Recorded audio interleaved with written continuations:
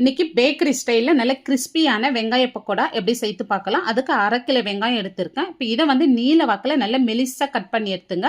இந்த மாதிரி கட் பண்ணிட்டு பிறகு கை வச்சு உதிர்த்து விட்டுங்க. இப்போ ஒரு பேஸ்ட் ரெடி பண்ணிடலாம். ஒரு 10லேருந்து 12 பல் பூண்டு, காரத்துக்கு 5 பச்சை மிளகாய், இப்போ ஒரு துண்டு இஞ்சி இந்த மாதிரி கட் பண்ணிட்டு சேர்த்துங்க. இதோட ஒரு ஸ்பூன் சோம்பு சேர்த்துட்டு நல்லா இந்த மாதிரி கொரப்பாக அரைச்சி எடுத்துங்க. நைஸாக அரைச்சிடாதீங்க.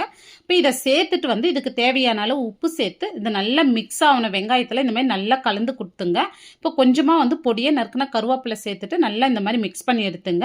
இப்போ 1/4 கப் கார்ன்ஃப்ளவர் எடுத்திருக்கேன். நீங்கள் இதுக்கு பதில் 1/4 கப் அளவு அரிசி மாவும் எடுத்துக்கலாம். இந்த மாதிரி சேர்த்துட்டு நல்லா மிக்ஸ் பண்ணி விட்ட பிறகு 1 கப் அளவு கடலை மாவு எடுத்து தண்ணி சேர்க்காத இந்த மாதிரி லைட்டாக வந்து கலந்து கொடுங்க. இப்போ வெங்காயத்தில் இருந்த ஈரத்திலே வந்து நம்ம மாவு பிசைந்திருக்கோம், கரெக்டாக பிசைந்திருக்கோம்.